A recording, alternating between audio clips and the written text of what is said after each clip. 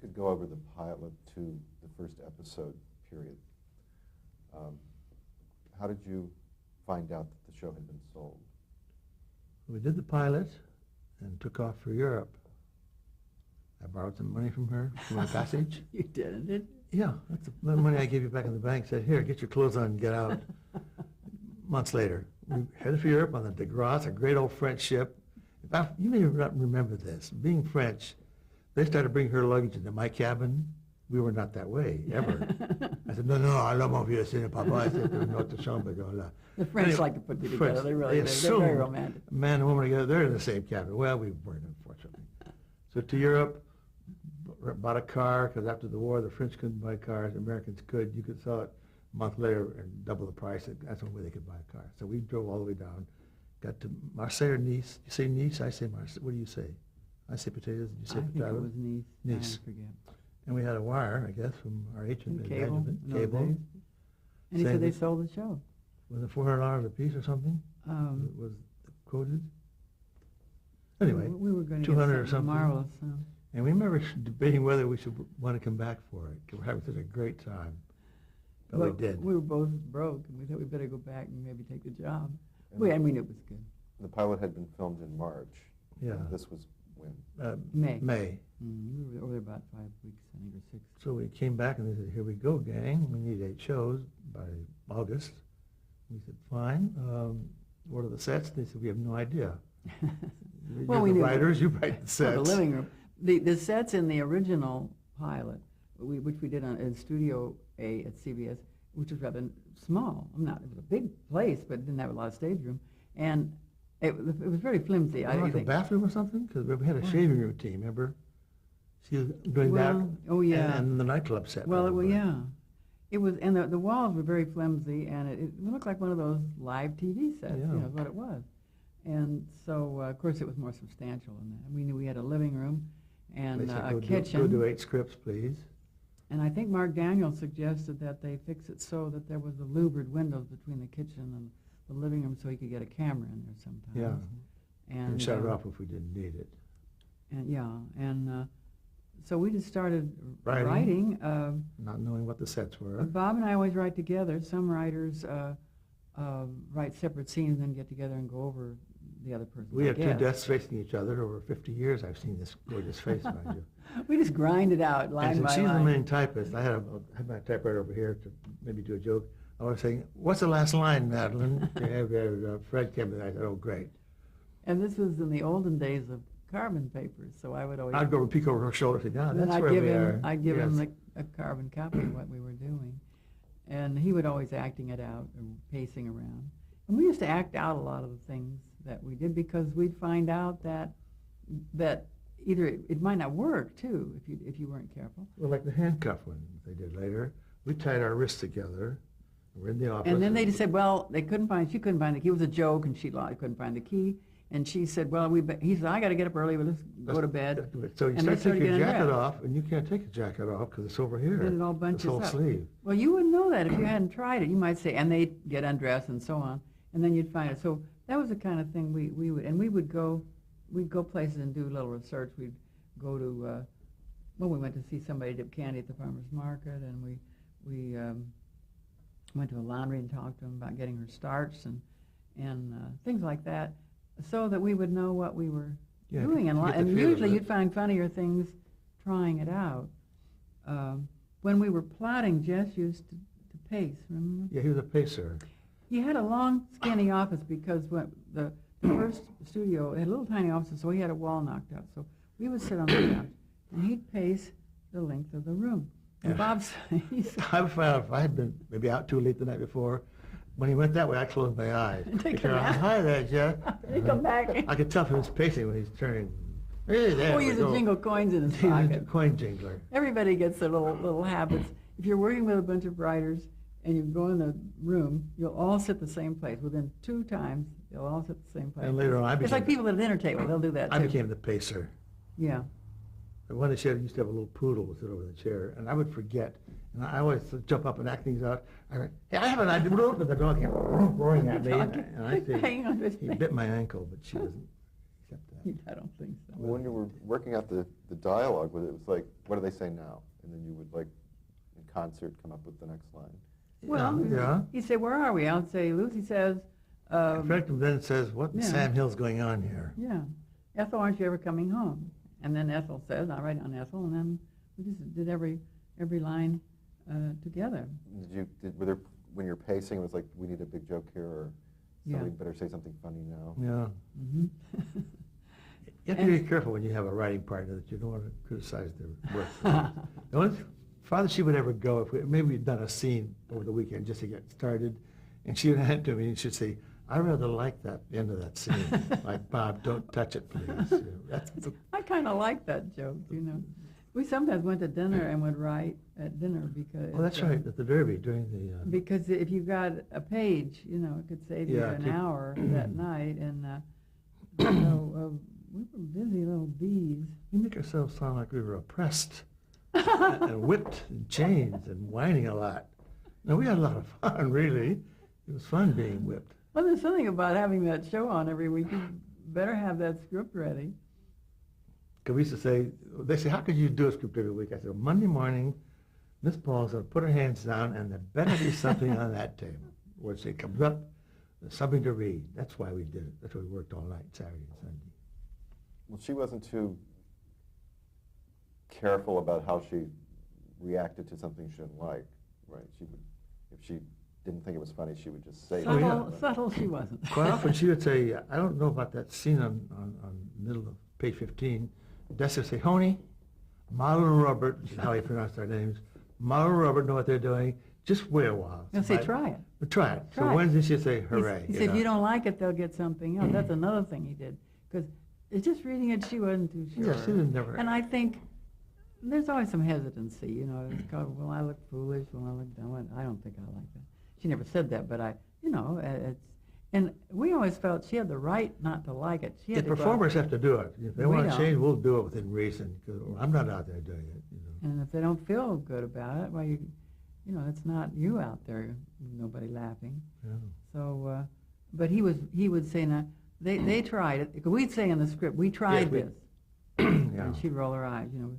And I remember, I think it was in the Lucy show when Vivian and Lucy were in the shower over their heads. I don't think I would have done that. And they were good sports. They would do anything. And Vivian would do it too. They're treading water in a huge Yeah. tank. You know. They really were. What about the milking the cow? She had a problem with that. Well, it was a Have kind you of, ever been near a cow? They're pretty They're not dirty. too attractive. They're not too, no. at least this one was. They're bony. And we had said, and they stay all night in this barn because I forget why they couldn't get a hotel room in Italy. And so there's a cow, and then we had her milk the cow later, and we walked down But she there. did beautifully, by the way. And she looked at me and said, you wrote it, you milk it. And then, of course, you would think she'd been milking cows all her life. Doing rhythm. Don't bump, you know. With it. And, you know, I saw an interview with her the other, was it maybe Merv Griffin? Something. And she took and squirted the milk, you know, Yes. and she said, and it didn't show on film, and she was still mad about it because it was such a funny thing to do. What about when you found out Lucy was going to have a baby? Did you think that everything was going Mon to Dieu, come to a halt? alors. Qu'est-ce que oh. Well, I think by the time we heard about it, they didn't make a big announcement. I think they'd worked it out. Now, we're always running down the hall being oppressed and being put I on think our they whips. went in and said to Jess, well, we got something to tell you, you know, and Some news. to go back, she was pregnant when we did the pilot, and Yeah. was wearing a lot of big robes and things, so she was pretty big. And that, of course, was with Lucy Arnett. And so they were thrilled, but they didn't know what to do because there's no way you could go through a whole The season. initial reaction was, we're off, you know, it's We're all through. over, it's finished. In those days, you couldn't even say pregnant on film, which sounds No. silly. And they're in twin beds, of course. Yeah, so it was a big deal. And Things like heavy with and child. I think it was Jess who said, well, we'll do it on the air, provided that CBS and the sponsor said okay, and they talked him into it. So, and of course, it turned out it was marvelous for us because we got all these, Invited various religious leaders to. yeah, they had Present people to read the them. scripts, and we, you know, we could do the show she's pregnant and all those funny things, and the you know, eating the, what was it, pickles and ice cream or something, and then went trying to tell Ricky that they're going to have a baby and she can't get his attention, and so we, and then Vivian and Bill, I mean Ethel and Fred Ethel and were Fred. worried they wouldn't have any part of it, and they were going to be the godparents, and so Was the sponsor speaking up at this time, or did they just trust you to handle it? Or were they responsible for bringing in the clergyman? I don't know who. Oh, that's all going on behind our backs. But they did obviously. have a rabbi and a priest and a minister, I understand, read the scripts. That was probably one of the selling things to the sponsor. Yeah. And they did. And, you know, we're not writers who get suggestive. I mean, that you couldn't do it in those days anyway. And they never changed a word that I remember. We had to say she's in a family way, but outside of that. Odd that neither of you were married at the time that you No. were writing No. about a married and a baby. Was that challenging? Well, we all got married and had babies later, so probably was a good idea. Well, I don't think we thought about it. You know, it was we'd heard our friends talk about it and all the funny things that happen. You know, the women who get at the end they can't get up out of the chair and all these stuff that we didn't. Well, Jess had a child, so he had Yeah, he more knew knowledge too. than we did. And we had people tell us that if they were pregnant at that time, they just screamed, you know, because there was so much that was familiar to them that they loved it. Was there any, you know, she had had a miscarriage prior to having Lucy on Yes. earth. Was there any concern about getting too physical with any of the stuff you were doing, or do you remember any restrictions relating to that? I don't think we were worried about that. I have a hunch we didn't. we probably didn't do wild things hanging out the window or doing a trampoline. Or I think we anything. were a little aware of it, but no one said be careful. Although I think she was doing the stage act when she lost that baby. She was pregnant then and went ahead and did it, and so they were worried. And the show was arranged so that she could have time off before the baby, and then of course they worked it out so the baby would be born on the same night that her baby was born, Lucy Ricardo. So. That episode where she tells Desi she's pregnant, did it bother, did the way it ended up, the ending of that show is very sentimental. Was that, did you feel like that was too sentimental for, I mean, it was such a real moment to be broadcasted. I thought it was a great moment. Yeah. I Oh, liked it was. that. It was lovely. Everybody in the audience had tears in their eyes because they really were having the baby. Everybody knew they wanted a baby, and so it was. We thought we liked it. There was a change in directors at the end of the first season. Was there any kind of problem with Mark Daniels? Was there a personality clash that he left? I don't remember. I have no idea why he left. I have read that he asked for a salary increase, but I don't really know. It was not that he wasn't doing, that no one liked him. We liked him a lot, and of course we worked with him again. And so did Lucy. I think she did a special with him. Yeah. Lucy Calls the President, and I think, and so they were friends. It wasn't a big. Did Jimmy split. Kern come on the second year? James Kern? Billy Asher. Billy Asher, that's Mhm. right, yeah. Bill Asher did. The next 3 years, I think. Was there any kind of palpable change when Asher came in, or did you just keep on going as usual? I think it was the same. I think it was pretty much the same. We weren't down on the set all that much, you know. Back in that room writing, the press whipped. We make it not allowed we make out. it sound so Sounds grim. pitiful. You can't use any of this, Tom. Goodness. When Lucy was investigated by HUAC, the House Un-American Activities Committee, And Walter Winchell. was that another? That was a bad day, too. Oh, that was scary. What and did Winchell grim. say? Some redhead on a big show, maybe have He bailed. party leanings or Yeah. something. It was all such utter nonsense because Lucy was almost apolitical. Yeah. And so was Desi. I mean, they were not people who were out campaigning and like a lot of Well, people. Lucy had this wild uncle who used to all kinds of protests. He was, I guess she signed something, not knowing what it was. Well, he signed him up with the Socialist Party. That's what, yeah, that's what he did. Yes. And they did to please him and keep him quiet. She and Fred, her brother. Yeah. And so it was a terrible time for the entertainment. Desi said that night the only thing you read about Lucy was her hair, and that's fake. It died. And they got away with it, but it was touch and go. It was dicey. It could have been off the air for no reason at all. I mean, it was just nonsense. Well, there was when she had to film that night, there was some pending clearance, right? I mean, the news had gone out, but the news that she was cleared hadn't appeared yet. So there was still some question, right, of the night of the filming. Do you remember that night? Oh, not really. I don't remember that. No, I don't. I think I've read it, but I don't. I know that's the night that Desi said rubbish. The only thing we read about her hair, and that's died. He came out and Maybe. talked to the audience, and everyone gave him a standing ovation and all. But So the audience reaction was positive. Yeah. Oh, yeah. Was there any other blacklisting things that you ran into, people you knew during that period, other writers? We had to sign a loyalty oath at CBS under protest, as we said. We signed it, but we didn't want to. we knew, not well, but we knew people that say, well, you can't hire him. I mean, no one said to us, you can't hire him, because we weren't hiring the writers, the actors. But we heard people who were considered not to be hired, and it was just an awful time. And people's careers were ruined, and people had to move out of town and write under different names, and we just were not in the middle of it, so it didn't really affect. That was the biggest thing that affected us. That Lucy was Mhm. close. Yeah. Yeah. In 1954, you took the Ricardos to Hollywood.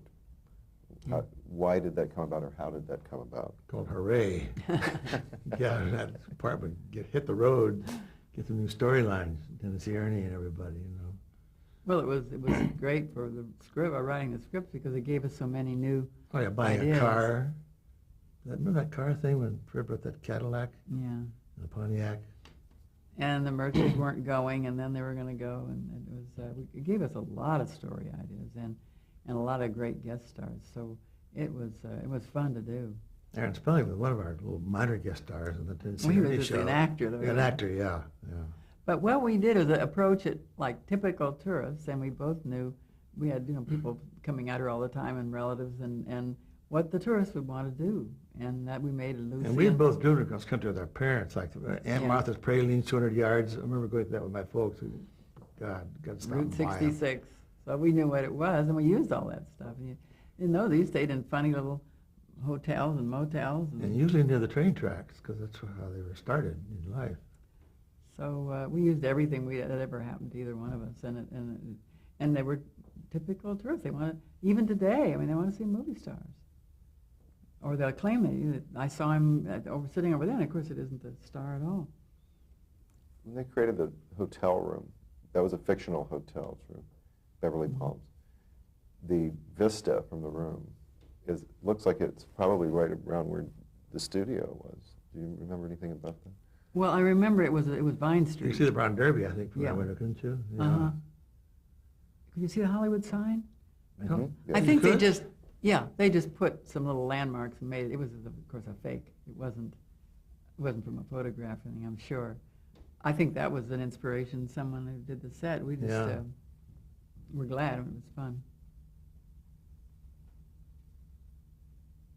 How was it, how did, you said earlier that Desi would call people, whoever you wanted as a guest star. When you had this lineup of guest stars in the Hollywood shows, how were they approached, do you remember? Or how did you come up with them and go to him, or did they say so-and-so's available, or? Sometimes we just wrote it for guest star, Yes. much to our Like surprise. the Bill Holden show. We thought we found a wrote little it for- script that says guest star. We thought we wrote it for him, Yeah. and it turned out that we wrote guest star, which was amazing. Happily, Lucy and Desi had the same tax man as Holden, Andy Hickok's.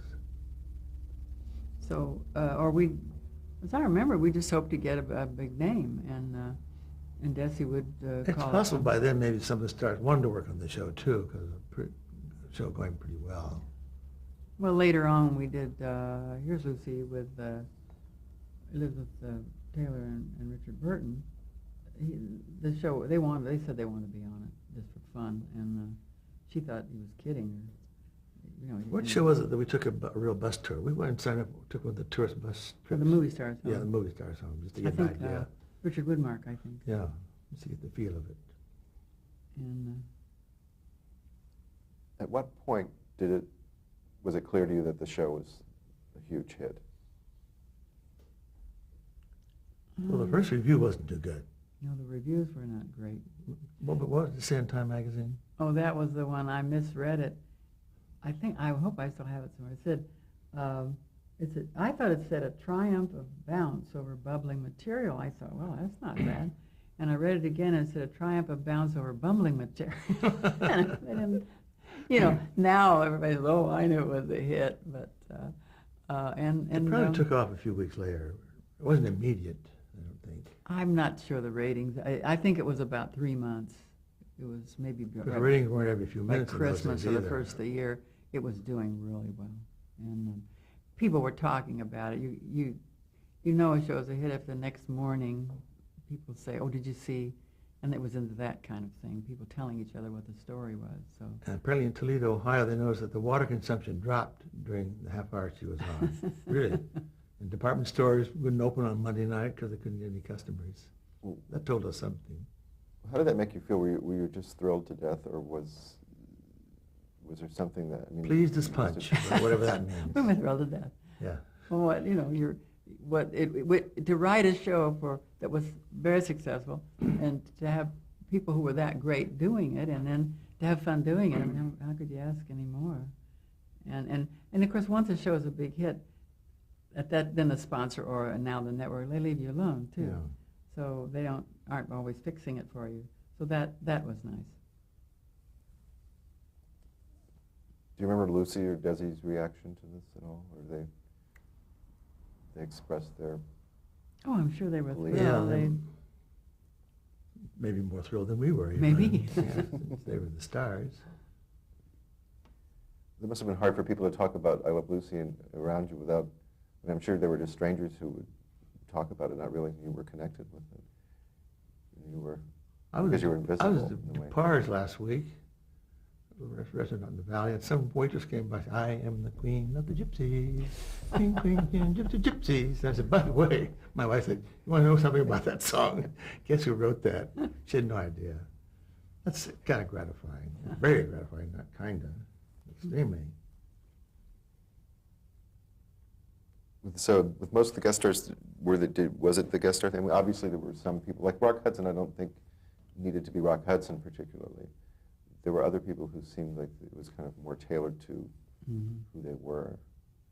I don't recall whether we tailored that for him. Trying to think of any that we really had to tailor We for had them. Harpo Marx, obviously. Well, yes, that's a good one. Harpo Marx, we obviously wrote for him. And I think Orson Welles, who was developing some shows for Desi, I think we wrote for him because of the Magic Act and all, so we had to have known. Had a Hopper. Yeah. So sometimes it worked both ways. Whoever you got. Was Van Johnson originally to be Van Johnson? Do you recall? Did we do a show with him? Was he originally supposed to be the star you used? I think so, would you? I guess I don't remember. We needed a dancer for the last couple of numbers. Yeah. Was it Desi that, those Whiting Girls was a Desi Lou production? Mm-hmm. Yeah. Was it Desi that approached you about working on that? I don't remember. Bob, the publicity guy, came to us with it. Oh, Waxman. Bob Waxman, yeah. 'Cause Why? he represented Margaret Whiting. Oh, maybe He that's was how on the it Lucy started. show. And his firm was handling the publicity for I Love Lucy in the beginning. So I don't remember. We liked them a lot. It was a cute show. They did 2 seasons of that. I think it came back, like, it was a year in between or something. Really? Yeah, you didn't do the second season? I don't think so. Or year or whatever, 13? I don't know. I saw not too long ago some date when it was filmed, and I thought that doesn't sound right. So maybe that was the return of it. I don't remember that. That was one of Martin Leeds' big projects. I mean, he was very fond of that. In 1955, Bob Schiller and Bob Weisskopf joined the writing staff. Right. What was your impression of them? We were probably welcome to new Well, we were writers real and new pleased. blood. Yeah. Yeah, how We could get- overworked we were back in that little office. Well, we were pleased to have cramped up. extra writers, and Yeah. we had real good credits, and they're very nice guys, so we got along fine. Did it become a team situation where you two stayed in your world and they had their own office? Oh, yes.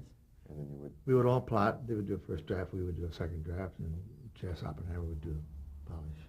And then after Jeff Oppenheimer left the show, we would all plot together, and then they would write, and then we would do a polish. So we reversed the roles. Did you feel territorial? Like, we created this stuff. You may have. Probably. We were called Three Bobs and a Babe at one point.